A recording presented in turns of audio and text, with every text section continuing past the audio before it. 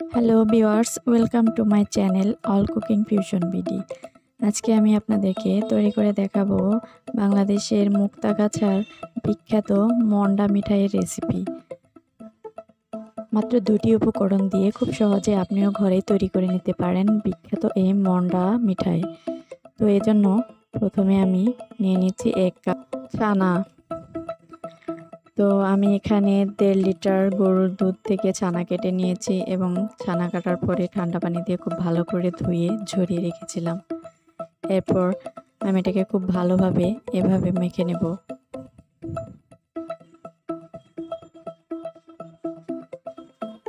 একটু সময় নিয়ে এটাকে খুব ভালোভাবে এভাবে হাত দিয়ে চেপে চেপে মাখতে হবে।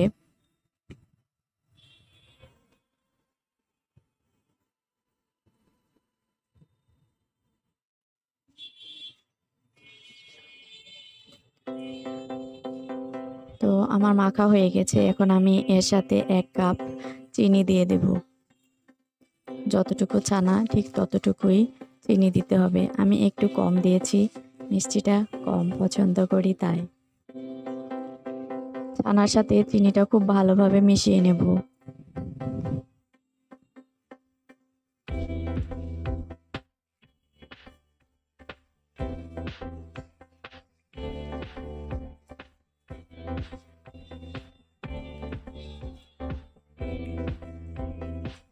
তো আমার মেশানো হয়ে গেছে। এখন আমি চলে যাব রান্নায়। তো আমি একটি প্যানে ছানাটা দিয়ে নেব।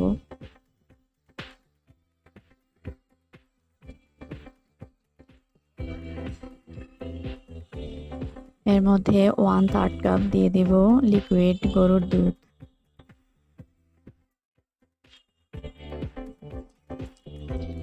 এরপর হালকাভাবে নেড়ে চেড়ে মিশিয়ে নেব।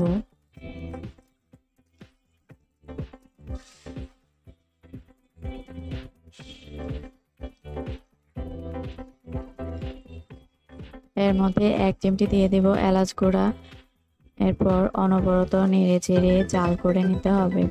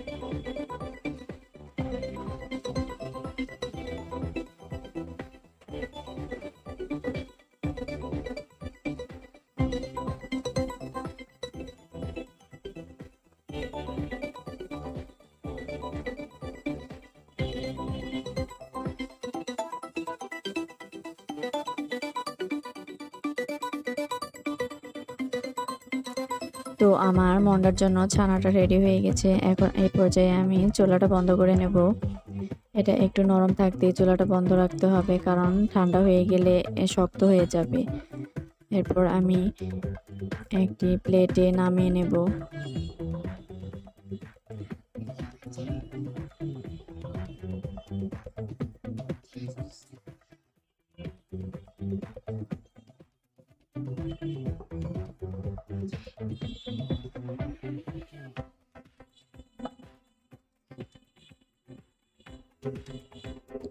ছানাটা একটু ঠান্ডা হলে এরপর হাত দিয়ে এভাবে চেপে চেপে আমি মন্ডাটা বানিয়ে নেব।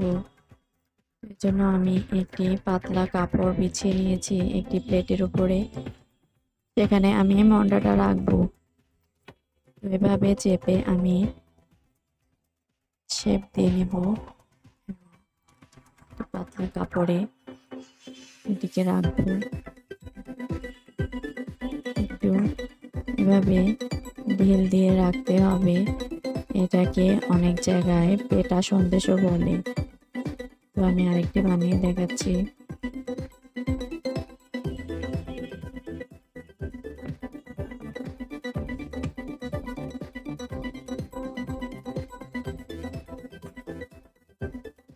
এভাবে আমি সবগুলো মন্ডা বানিয়ে নেব।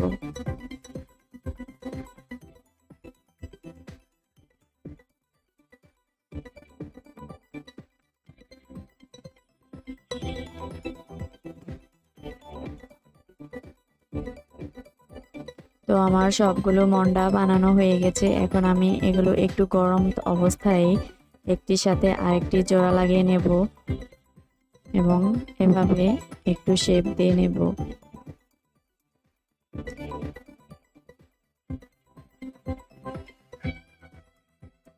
এভাবে আমি সবগুলো মন্ডা তৈরি করে নেব।